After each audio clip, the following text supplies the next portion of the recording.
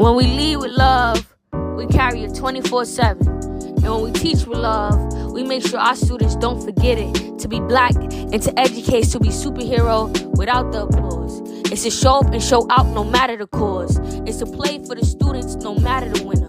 Because when we work arm in arm, the impact is bigger. Welcome to Untenured Podcast, where educators have a space to speak their truth. So tap in and listen to the very voices that mold our youth.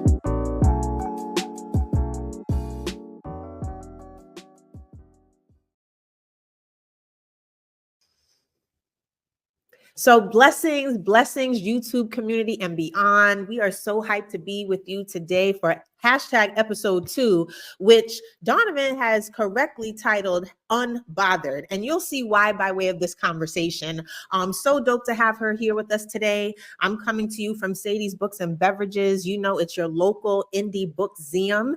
And Dawnavyn is joining us from Buffalo. So shout out to Buffalo coming through. We love firsts here at Sadie's. And so she's the first dope Black female coming to represent for an intimate conversation with us through this podcast. And also, she's our first author that's going to be blessing us not only with some insights into her book, but some things that really feel appropriate, not just for February, but for February and beyond. So how you doing, sis?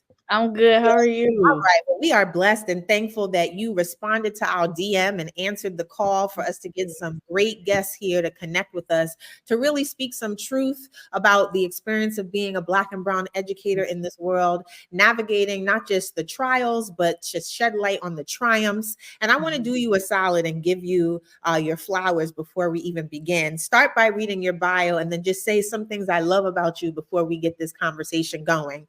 So Dawnavyn M. James, hashtag soon to be Dr. Dawnavyn M. James, is an early childhood, elementary, and Black history educator and researcher. She is the founder of the Black History Club, which is an organization that empowers and equips teachers and students with information and resources to support the learning and teaching of Black histories. Dawnavyn promotes the use of picture books as a powerful tool for teaching Black history in the classroom.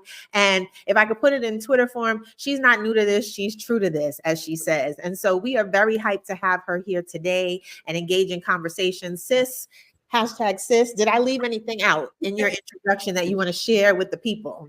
No, you didn't leave anything out. All right. So so we have not only her book here for sale in Sadie's, which we love, not just because she's here today. Long before I met this beautiful soul, I had the chance to read her book.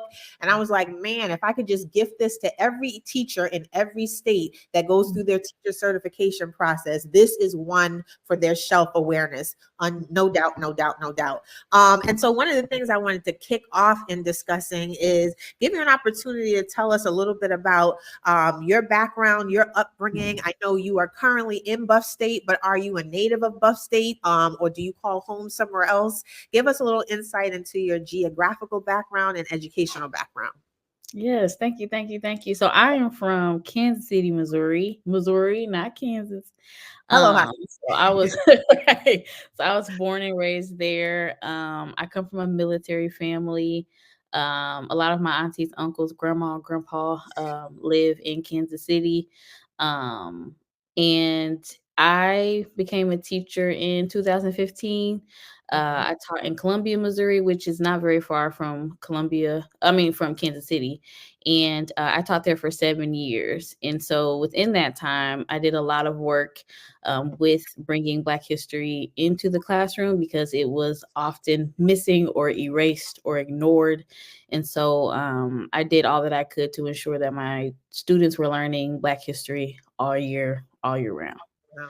So dope. And, it seems unfortunate that we can still tell that story from 2015 today, that there are things that are trying to be erased and removed and not even included in curriculum. All the more reason for this book to be in every educator's possession. And so one of the things I love about how you open up the book, you get very vulnerable and personal, about your own background and learning of Black histories. And if I'm not mistaken, you even call out that church is where you say you learned and fell in love with Black history. Can you tell us a little bit about that? Yeah, so it was a family church. Everybody went there. But a lot of the things that we did centered Blackness and Black history. And so I'm sure this program went on quite a while. I know we celebrated Valentine's Day too. We celebrated everything, but we had a Black history program one year that my mama was in charge of. So each child, everyone in the church had a role, but as the kids, we had to be like kind of embody and teach about. It's kind of like a riddle. So you gave your riddle about your person to the congregation, and they had to guess. And since my mama was over it, me and my brother had to do research. So I remember she gave us 3 people to choose from. I don't remember who the other 2 people were, but I chose to learn about and research Madam C.J. Walker. And so I gave I had to practice, and other kids got to use note cards. And my mama was like, no, you don't get to use a note card. Like, you go memorize this. You're gonna know it by heart and live it. Yep. Same thing with the Easter speeches too. I didn't get to hold no note card. Like, you gonna remember this. You're gonna practice this. And so that's just one of the ways that I fell in love with Black history. We had photos of Martin Luther King Jr., books about Malcolm X. I shared too, like, my parents had a portrait of Martin Luther King Jr. and Black Jesus talking in heaven in our house. Like, so we were surrounded, by Blackness, and that's just really where I learned. I didn't learn Black history in school. Maybe, of course, Martin Luther King Jr. Day, we learned about it, but Black history. Your knowledge come from church and home life. And, I can totally resonate with that. I'm showing my math teacher side. This means me too in number talks. And, one of the things I remember distinctly about my mother and my grandmother, they were like, you go to school to be socialized, not to be educated.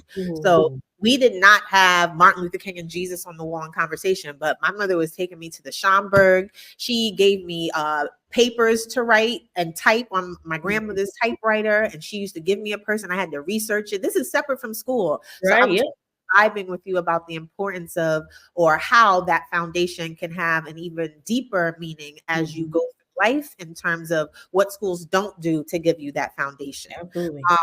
A quick tangent. So I know you're from Kansas City, Missouri, not Kansas. Yes. Did you have Black teachers your whole primary grade experience, or do you know? Yes. No, I didn't have any Black teachers. We had a Black student teacher in 4th grade. His name was Mr. Robertson. But other than that, no, I didn't have any Black teachers. And I mean, in the schools that I went to up until 5th grade, because we moved outside of Kansas City, but all the kids were Black. Like, everybody was Black. All the kids were, but teachers, principals, even like music and art, everybody was white. I didn't have any. So when did you have your first Black or brown professor, teacher, or otherwise?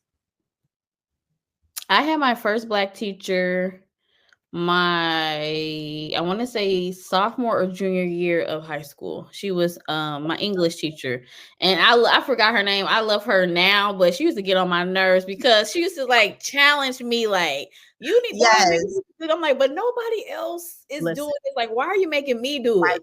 I mean, I get it now. And as an educator, I know, although this is probably an unspoken truth, teachers, this vibe. There's that one student that gets under your nerves. And then when the year is over, that low key, that's the student you're missing, right? Yeah. Okay. So you had that type of energy. And then question, in your experience in K through 12, did you ever have a Black or brown assistant principal or principal, like someone in leadership? We did in high school. I did have she was the Black assistant principal. We didn't like her. She was Black, but all skin folk and kin folk.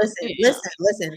Melanin and skin tone, not in spirit. And we already know the vibe. And if you don't know what we're talking about, that's a separate podcast. We'll maybe make that untenured after dark. So if you don't know, email us at morethan-a-bookstore.com and we'll fill you in later.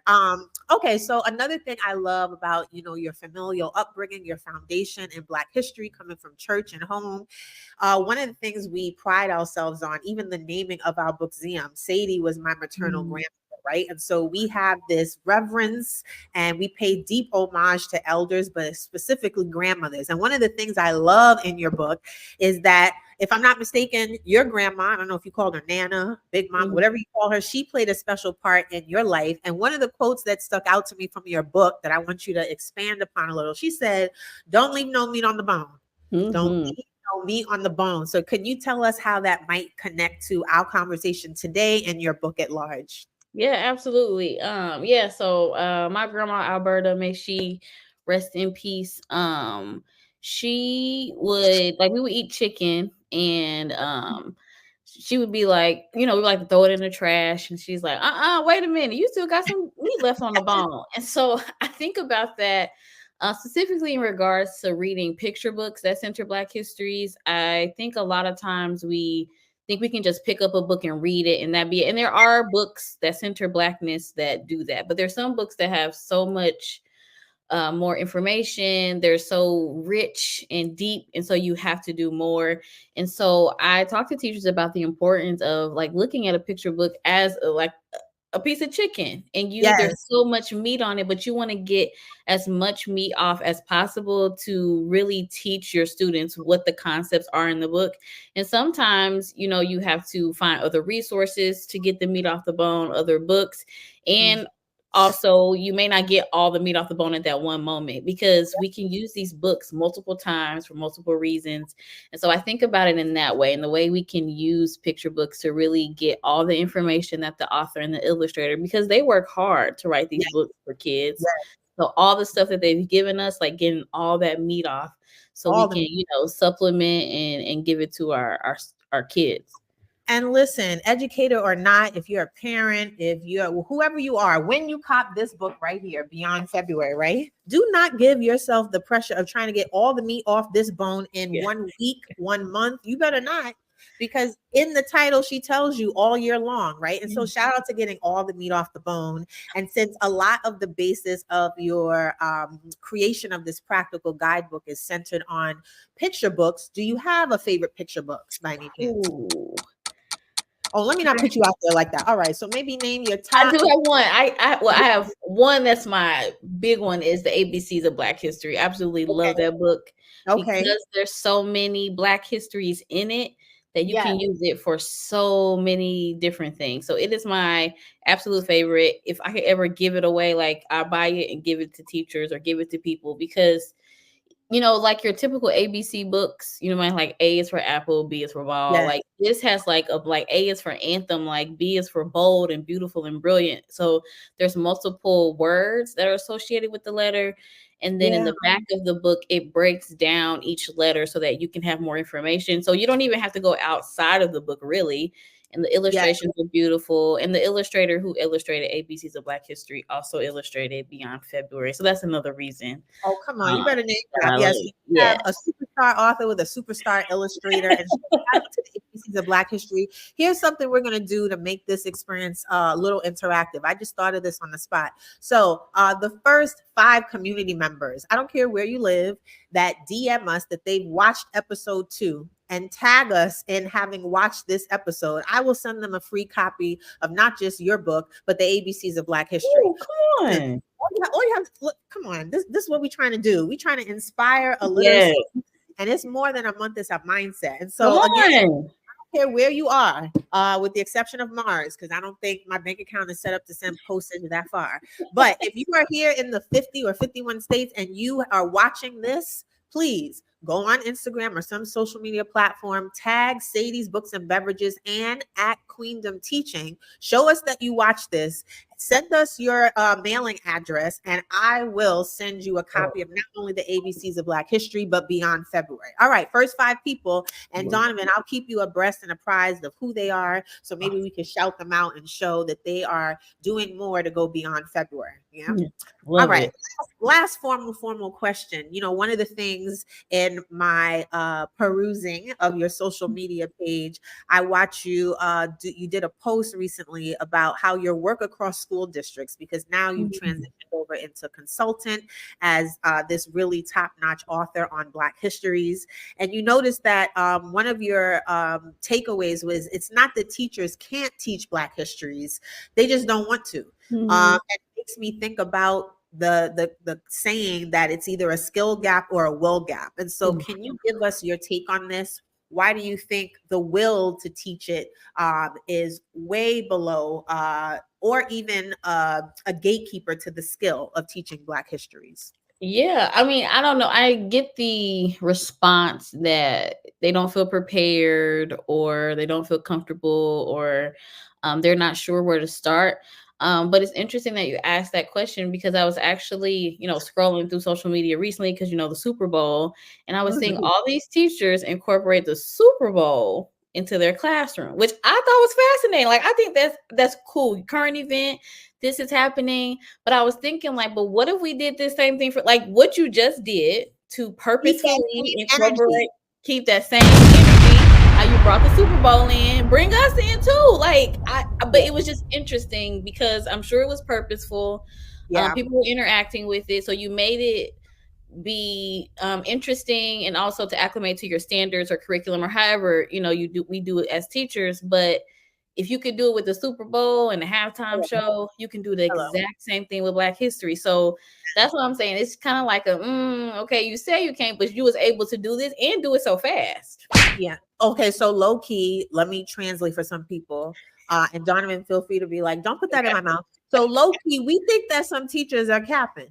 Yeah. I think they're saying that it's about the skill and what they can and can't do. But if we could fit the Super Bowl in, shout out to Usher, breaking history. Okay, so yes, Usher was a dope halftime. But if we could get the Super Bowl in, keep that same energy for Madam C.J. Walker, keep that same energy for Lewis Latimer, for all those hidden figures in Black history. All right, so you already heard one truth telling from Ms. Dawnavyn herself. And remember, y'all, here at Untenured, speaking your truth can never go left because it's your right. So we just need you guys to keep that same energy. All right, that's first talking point number one. The other thing I want to share from your book, right in the preface, you talked about teachers not feeling prepared. And I love that you ground that speculation with hard data from a recent poll that said that 68.7% of teachers are teaching Black history. This was, I think, a poll of maybe, around 200 teachers, if I'm not mistaken? I'm not really sure. Yeah, I don't remember how many. Somewhere in that vicinity, right? So we have almost 70% of teachers like, yeah, I teach Black history. And then juxtaposed to the fact that only about 28% feel prepared to do it. So what does that misalignment say? How are you doing something with the confidence to say, yes, I'm doing it? But then when we ask you if you feel prepared to do it and do it justice and do it correctly, you kind of feel shaky. And so what you're describing in that data point, again, is lived in a very ground ball solution through the purchase of Beyond February. Okay, so if you're that teacher that's like, yep, I address Black history, but I don't quite feel prepared. Here's the book right here. Yeah, let me help you. Yeah. Beyond February, right? Just save yourself the burden of burning the midnight oil and doing the research. Cop this book, and it literally is going to be your first attempt at doing it justice all year long. So I wanted to call out that data point too, in case anyone's thinking that Dr. Dawnavyn is just speculating. There's data and research to support her hypothesis. Right? It's not your preparedness, it's your will to do it. All right. So we talked a little about your educational background. We got a glimpse into your book and your why. I want to talk and learn a little bit about you as your own human, right? Because you are an author, but first you're a human being. You're a dope Black woman. You're a Missourian by way of Buffalo. And so one of the things that I love about just how you show up in your social media presence, how you're showing up in this space as your authentic self, is that you talk about professor drip, right? Yeah.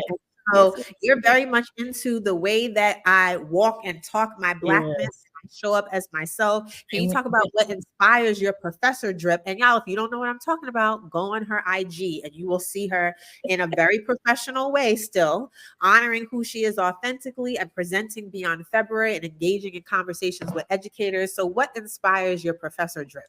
Yeah, I just remember being undergrad, and you're in your teacher prep program, and you have to dress a certain way. Like when you enter a school building, people need to know that you're in there, and the whole slacks and dress shirts. And I was like, first of all, that's uncomfortable. That's uncomfortable. I cannot teach like that. Yeah. And so I toyed with it a little bit in my teacher preparation program, but outside of that, I was like, I'm gonna dress for who I am. Yes. And it also helped to make connections with my students because I was wearing things that they were wearing, or I Yeah. was wearing things where they could question, like, well, what does that mean? Who's on your shirt? Who's on Yeah. your jacket? So I, started wearing the pins and the shoes. Mhm. So it's really just about expressing myself, especially if I'm going to build community. Me coming in here with a dress shirt on and slacks is like, what is that Yes. communicating to my students? And so, and it's again uncomfortable. I'm working with 5 and 6 year olds. I'm sitting on the floor. I'm rolling over here. I'm running down the hall. Like I can't. I need to put my sneakers on. Yes, buttons are popping. And then it also makes me think about what are the ways that we communicate through nonverbal methods that we're interested in connecting to youth, right? Yes. You'd be surprised how a button down can engender a little bit of a trigger or a barrier to wanting to just show that you're approachable. So let me do a disclaimer. If button downs are your thing, nobody's telling you to abandon Go that. ahead. Go ahead, buttons. Yes, go ahead, buttons. Do your thing. We're talking about Dawnavyn, using I statements. And, one of the things that resonates with me when I was in the traditional role as director of math, I would have on my blazer, but I would have on a message tee, either by Mess in a Bottle or Melanin Apparel. I would intentionally put on hoops, right? And, I would get the looks, but it's like I'm that same Brown University degree holding educated person when I switch my earrings, right? Thing for you. I love how you show up authentically in your drip. You've got your sneakers on. You look mad comfortable. You're mad intelligent. And it's like, it does not change what I'm here to present to you and share. And so it also makes me think of, I love how you even embed culture holistically in your book. So it's not just picture books. It's about how do you create culture and climate. And you even share some musical playlists that you recommend that teachers can use in the space. And so I wanted to ask you this question. When you think of your educational style as a teacher, as a leader, as an author, is there an artist whose swag matches your educational vibe? Oh, I don't know. But someone I absolutely love and I talk about him every year was Jean-Michel Basquiat. Like he always just showed up, like his hair, in the photographs, his art. It was just who he was, and it was for us to interpret. And that's kind of how I kind of navigate life. Like, this is me, and you can interpret me how you want, but like, this is who I'm going to be. And I loved teaching about him, and my students were always so fascinated with him because of his art and like the way he looked. And so I think I think that he is representative of the kind of teacher that I am. I know you haven't been to our book museum yet, but I just want to show you something because right here on the shelf here, this is our GOAT shelf where we have like some of the books we think are the greatest for all times. We have food for educators. Look who's at the top of the GOATs. Here we go. Yes. Up, right? And when it's a GOAT, it's a GOAT, it's a GOAT. Hey. And the other thing I love about him, how even through your physical appearance you can disrupt narratives, right? And so think about a PhD holding author who's teaching about Black histories, how you show up as yourself, you're disrupting that, but you're also forcing people to realign their like neurons around what things should look like. And Jean-Michel Basquiat did the same thing. I love how he rocked his locks. I love how he approached his artwork. It's unfortunate that he got the notoriety he did after the brother passed away. But nonetheless, shout out to him inspiring your swag if you had to match it with something. All right. So on the music front, do you have a hype song? Yes. My hype song is Crit Here by Big Crit. Big Crit's from Mississippi. That's where my daddy's from. And I just love Big Crit. And I would play that song in the morning when my kids was coming in the classroom.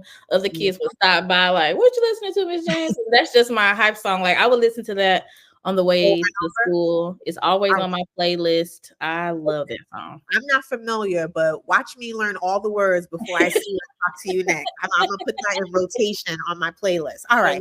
So let's get into a little bit of some of the spicier things to discuss.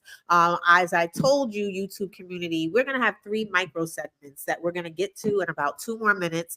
But I just want to give the space for Dawnavyn to weigh in on a few more things. So first, teacher prep programs. They're going to get remixed What are some required readings or requirements that you think should be reimagined for certification? First things first, beyond February, Yes, we got absolutely. this checkaroo. But if you could think of either other texts that you've read, either in your doctoral studies or in your master's or undergrad work, like what should teacher prep programs consider or require for certification? Yeah, one book that I'm actually reading right now is called Woven Together, and there's a subtitle, but I don't remember it. And it's by Dr. Courtney Rose, and it's a book that I saw during a winter break, and just how wonderfully she brings herself into the text, but also talking to teachers about their identity and their student identity, and how that work can be should be woven together in the way we can humanize education. So I actually talked about that with my undergraduates yesterday, and it's just a really powerful text. And I think we just have to be more intentional about the voices that we bring into teacher prep programs, not just hearing from white voices in those programs, but hearing from Black women, because we've been educating, we about this life, we always doing it. So I think that should be a requirement, reading texts from Black women educators Okay. in teacher prep programs. Well, I'm in full number talk agreement with you too. The next thing I wanted to ask you is, what do you think would make this profession more attractive, especially when it comes to retaining Black and Brown folks to teach? There's research articles all over, as I'm sure you're aware, but for the community who's not aware, that just one teacher of color in your K through 12 experience, white, Black, or otherwise, right, has a huge impact on the positive side for not just graduation, but completing a bachelor's degree, not just going to college and getting credits. And it just does something to help pour into a young person. So what do you think are some things that would help make teaching more attractive and even beyond that, retain us in this field? I think, seeing us in the school, like that's one thing. At least three of us, at least, but that just brings a sense of community. Like when you can see yourself, and to me, sometimes it brings like a sense of relief, like, whew, okay, like I won't be doing this alone because there's already going to be issues as a teacher. There's a lot of things that happen. And so you need those people, and not everybody gets it. And I always talk about how Black women, we teach different. So you want somebody else in the space that can, you can relate to. And I think another thing, just for me, would be, I wish this is my dream. I get to dream, right? Unlimited funds to get teaching materials in your classroom, whether that's books, whether that's art supplies, whether that's hiring or inviting guest speakers in, but like money for your classroom, like to be able to do the things that we dream of. Because if we really want education to be the way that we want it to be, like we have to have access to things. And it's not cool that some teachers have access to things and others don't. So like having those funds to be able to like take the field trip or invite the person in or buy the books or buy the supplies you need to transform your classroom, like whatever that might be, whatever it is. I think that is important. Like teachers need more money to be able to do the work that they want to do, because it's hard. We already don't get paid enough as it is. So to on top of that, have to buy materials, that's tough. Yeah. And so when we think about increased funding, do you think that it should be for making sure that those allocated funds go specifically to that need, that it should be called out and restricted to the purchasing of diverse books? And like, should it be called out and should it be earmarked for a certain lane? Or do you think just giving schools autonomy to just have more money in their budget, and let's hope and pray that it gets allocated to the most vulnerable area? I love that you laugh. Like, you know the answer to this, sis. Stop with the question. I would like to say that each teacher could have the freedom to do that, but I do think it's important for it to be allocated for, okay, if you're purchasing this book for this reason, or you're inviting these people into your space to teach this concept, or if we need money to go to like a local museum or to a local community event, or to bring the community in, I think that's important. So I want to be able to trust that the money's going to the teachers, but maybe Well, one of my pet peeves when I was in the traditional K-12 public setting and working at the district level was seeing how the money was allocated, right? Mhm. Like when you stay connected to the teacher or even the scholar or student experience, you see the areas that need more funding. Sometimes that Mhm. doesn't translate to where the money's spent, which is what creates the discord, right? And so that was a pet peeve of mine at that level. But to talk concretely about the educator experience and your area of expertise of many, what's one pet peeve you have when teaching Black history? Like if you could just have people, please don't do this, what would you tell the people? Like, stop this, or I'm coming for you. Please stop waiting until February to teach Black history. Like, it's annoying. Like, it's like, come on, y'all. Come on. Especially because I know that Black history can be present throughout the year, and it should be. Black History Month was created as a time for expansion and Yes. celebration, not a time to be teaching about all these people to these kids, and then we don't see them again. Like, that's insane to me. So Yeah. please don't wait. Don't wait no more. If you did it this year, okay, but don't wait no more. Well, no. If you did it this year, shame on you, right? Unless you live under a rock, there's way too many t-shirts, social media, It's a radio lot. that's telling you not to do it. But it's okay. We're not going to be judgmental. Remove the shame. Just don't do it no more. And maybe we need a Sadie's t-shirt, y'all. Like, don't just wait for February. I mean, Yeah. the title here, Beyond February, tells you, but maybe we need to be rocking it on t-shirts. All right. So we heard Dawnavyn's pet peeve, which is the perfect segue to our first micro segment. Oh, hell no. So this is our opportunity. Dawnavyn and I had a few huddles prior to this. We came to a consensus about a current event that we want to just weigh in on really briefly with you, and talking about the pet peeve of teaching Black history. This current event is actually shocking, if you ask me, but I'll wait until you weigh in. And it has to do with Target, y'all. Now, if you know me or many people, Target is like one of your self-care retail options. Like, you go there to buy toothpaste and you spend $300, right? You go, you browse, all right. Now, they do this thing monthly where they, whether it's Latino Heritage Month or St. Patty's Day or Black History Month, where they have like an aisle and a section that is for that particular celebration. And this year, y'all, they got it wrong. I shook my head so hard. I said, oh, hell no, because if you didn't hear in the news, and we'll be dropping the link when we post this YouTube video to the channel, they had Carter G. Woodson in a puzzle tagged as Booker T. Washington. They have Booker T. Washington as W.E.B. Du Bois. And they just had all of these legends and icons of Black history and culture misnamed. And it was a catastrophe, to the point where they had to pull all their Black history puzzles off the shelf. And I don't know the rest of that story. So what's your take on this? What's your take on this? Well, Google is free. Hello. Because I was just, or even showing it, like, because I'm thinking, like, how many people was it shown to? And somebody was like, oh, yeah, that's him. And then even the distinct features of everyone, like W.E.B. Du Bois, they don't, first of all, none of them look alike. So even like how distinct, because I was like, okay, well, let me look at the illustrations because I watched TikTok on it. And I was like, they all look different. So even a Google search would have shown you who is who. So I just couldn't believe it. And for someone who shops at Target and loves to create, Black history toolboxes and things to give away, if I would have, like, it's not like I can open it in the store because, they have, plastic or whatever around it. So then I would have gave this to somebody and they were like, oh, you've been caught out there. And I'm looking crazy. Listen, when keeping it real goes wrong, shout out to Dave Chappelle, right? And not for nothing, because I was in Target and I follow Instagram pages like Target While Black and Retail. Right? So when I saw what they were putting out this year, I'm not gonna lie, I went to Target and I did some mass grabbing of stuff out of that area.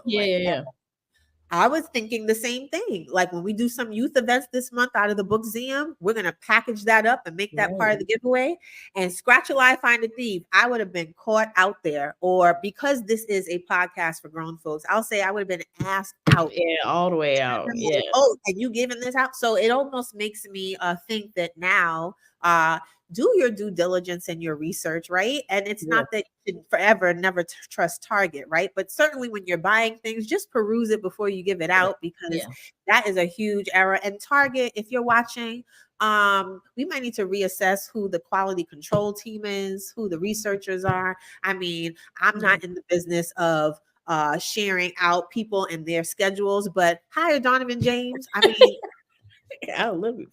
Hire somebody who's available. Get some new people on that team and just put in a third and fourth check before something like that goes out. Because one of the other things that it made me think of is, and this is no disrespect on other communities, but what other cultural community would allow something like that to happen and not be in an outrage? Yeah. I'm not even going to name who they are, right? But if there was another cultural group that had a monthly celebration or acknowledgement for their history and some error like this was made, can you imagine the holy guacamole that would be happening? And so that's us weighing in on Oh Hell No. Thank you for chiming in on that. Yes, what were her takeaways? Google is free, y'all. It's free. And even more so, just look through your products and things before you give them out doing anything of that nature.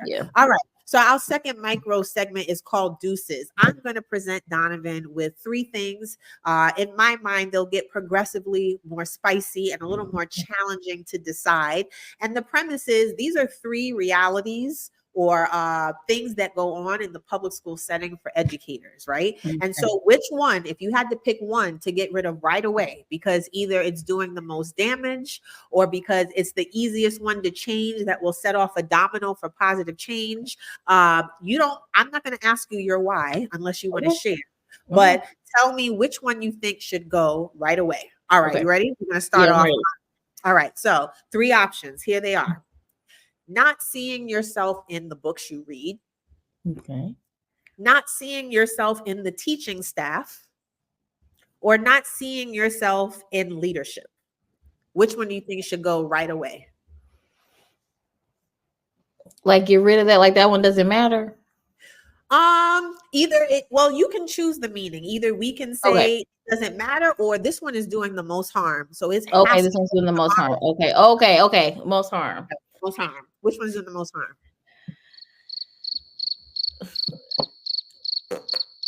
Look at me. You probably already know. The one that's doing the most harm is not seeing yourself in the books that you read. Okay, I thought you were going to say E all the above. And I was like, you better break the internet. No. Let me not give that option. I said one has to go. I am not. I usually don't follow the rules, but I was trying to follow the rules today. Be a rule breaker. Unbroken. Anyway, unbothered. She's unbothered. Listen, y'all, her choice is not seeing themselves in books. So that has to go ASAP, Rocky. Like, get it out of here. All right. So here's the next one. So outdated teaching methods. Outdated textbooks, or outdated technology. Like, it's doing the most harm, y'all. We're in the 21st century. We're trying to prepare these babies for the future. Which one needs to go right now? Outdated textbooks and outdated teacher practices. Ooh. Okay, so you say those 2 are neck and neck in a tie. All right. Yes, so the teacher with the textbook. Yes. Yeah. The technology. Okay, you can teach without technology. You better tell it. Okay. All right. So here's the next one. You ready? Whitewashed curriculum, standardized assessments, or chalk and talk instruction. What's the third one? Chalk and talk. Like, think of like the Wonder Years. You just at the board with that chalk and you don't even see the kids. You're not talking to the kids. You're not. What was the first one? Whitewashed curriculum. Ooh. She's like, what type of micro segment is this? You know what? Tell me. I can't tell you. Like, all the above. This is wet. All the above is good, but you know what? The thing with whitewash the curriculum, you can fix that. I mean, you ain't gotta, Yes, you don't have to. You have your standards, but your curriculum is how you your class is the curriculum. Hello. Okay. All right. So you picking, which one you picking? Whitewash. No, don't try to get out of picking. All of the above. All the above. All right, then. I'm not gonna hold you to. We're just gonna say all the above. Those was hard. Okay, good. I wanted to do something a little challenging because you got the Beyond February. That's a ground ball. That's an ace in the hole. All right, here's the last one.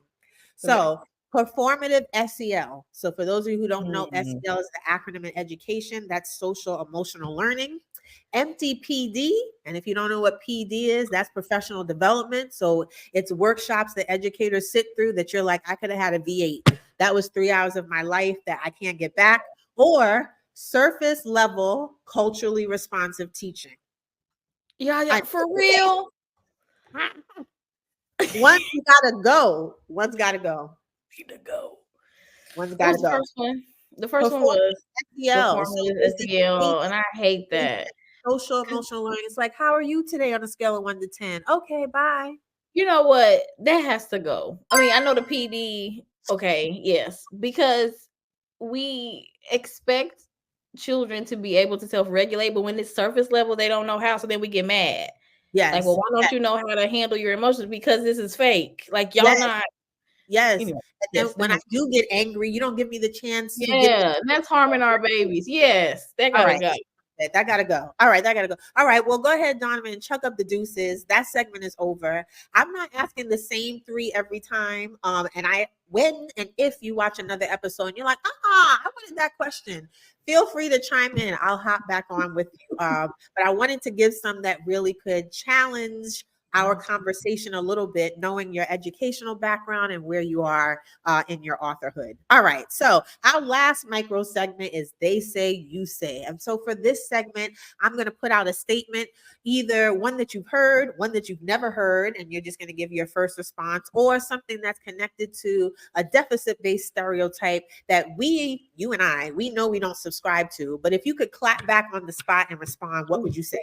All right. Okay. So let's start off easy. They say angry Black woman. You say hell no. Hello. And if you saw color purple, hell no. Hell no. Hell no. Yeah, in that order. All right. So they say your book, Beyond February, should be banned. You say I can't say that. You can drop it. No, my mom would be so upset if I said that, but she taught me how to say it. I'm not gonna say it. Okay. They say my book is banned. I say read it anyway. Hello. Well, here at Sadie's, when they say banned, we say required, and just all the more reason for us to have an uncut episode 2 version where we drop in all the expletive bombs necessary. Okay, so read it anyway. Okay, so they say, but you have a month for Black History. Why you mad? You say, I'm Black every day. Hello. I love it. Okay, so they say, but I'm not a history teacher. I say Black history is more than history. We did other things. Hello. And we live it right now. What you mean? So what? I ain't a history teacher either. That is one that I've heard, because sometimes when I do PDs or when I was in my formal role as director of math, and they're like, I'm a math teacher, not a history teacher. You're telling me to put in, the Shango bone and I'm like, yes. Anyway, all right. You can do it. You could do it. All right. So they say some students are too young to learn about the enslavement of Africans. Like, that's not appropriate for kindergarten. You say that's BS. Hello, with a capital B and a capital S. b.s.com.edu. I love it. Okay. So this one I actually pulled from your FAQs in your book, and I thought it would be great for us to expand upon. So they say, I'm white. I can't teach Black history, or I can't do it well, or it shouldn't be on me. You say, do your research, educate yourself, and you can do it. Listen, that one made my about white people all the time. Kyle, and I love that you say that. And I ain't white. Hold on. Let me give a direct quote, because I want to just show that I know this book, but also the fact that you say it so eloquently here. I am not all the things that I teach. When I teach my students about Indigenous people, Hispanic heritage, LGBTQIA folks, or any other person or group of color who have different identities, cultures, or perspectives than my own, I have to research. So get out your own way and stop the nonsense or the BS, as Dr. Dawnavyn Loading just said. All right, so we have 2 more. So they say Black history education will make students emotional. Also pulled this from your book. Like they're going to get too emotional if they learn about these things. What do you say? Let them feel. And Because I while get you emotional too. Oh, hello. And while you stop doing that performative social emotional learning, this is your chance to This help is them the chance fight to those do it because those feelings. period. This is social emotional learning. Period. Period. All right. And then last one, they say hip hop has no place in education. So I know you talk about your musical playlist. I saw you had Grandmaster Flash and some, goats of the hip hop culture. They say hip hop has no place in education. What do you say? You a lie. You gave me like 6 t-shirts. Anyone who knows Sadie's, we're huge on message tees, and we post. I love me a good t-shirt. Listen, you think I'm capping? I have a whole cricket thing back there. Come on, give me. I buy it. We could be twinning together. All right. So that's our last micro segment. They say, you say. I want to give you a chance to honor.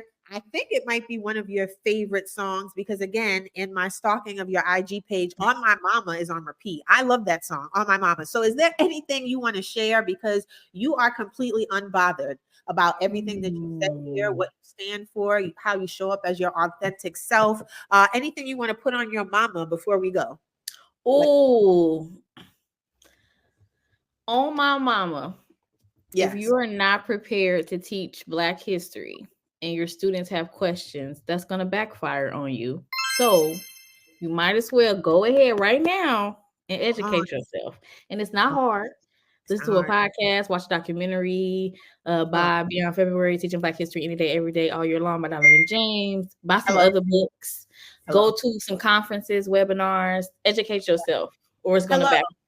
Hello. And there is not on my mama by Beyond February. This is not this is a full endorsement as Yaya, the Black woman, Yaya, the educator, the former high school principal, the director of student equity, like titles. On My Mama, get this book. It's a practical guide. It not only gives you lesson plan templates, ideas, and how they've worked in other classroom settings. You've got a full reference to picture books that you can utilize. Like there's no excuse. There's no excuse. This book, your school district doesn't want to give you PD on it, but you want to honor the New York State Culturally Responsive and Sustaining Teaching Framework. Get this book. Get this book. All right. So I can't say enough again about how humbled and honored I am that you responded to a little old Sadie's DM.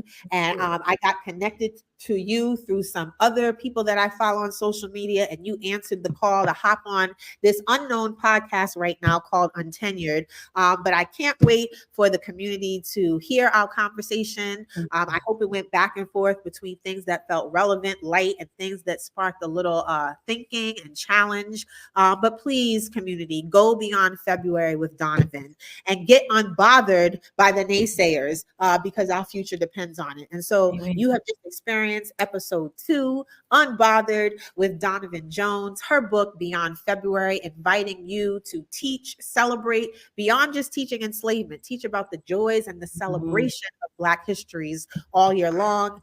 I'm Yaya, but forget about me because it's been all about Dawnavyn. And I'm just so hyped that you tuned in. And don't forget, the first 5 people, you watch this, you tag both of us on IG, you will be getting not just a copy of her favorite picture book, The ABCs of Black History, but a copy of Beyond February. Dawnavyn, anything you want to share? Drop some more knowledge before we go. Loki, I have your number, so I'm not worried about this recording ending. But anything you want to share with the community before we go? Teach Black history. Yes, teach Black history. Period.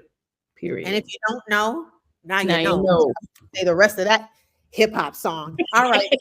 What a blessing. I look forward to sharing this with the community. I'll have your book in the link when we upload this to our page. I can't wait to get you physically to our book Zam so we can give you a tour of our space and really show you why we're aspiring to be more than a bookstore. Thank you for penning this dope book. Again, everywhere I go where I am either brought on as a consultant or I'm doing a PD through this space, please know your book is going to be all up in my mouth. In rooms where opportunity lives, because a community is a verb, as we say. And so that's it, y'all. Episode 2, we are unbothered. by everything we said here, because we stand by it, we live it, and we're true to this. And so stay blessed, and we'll see you next time.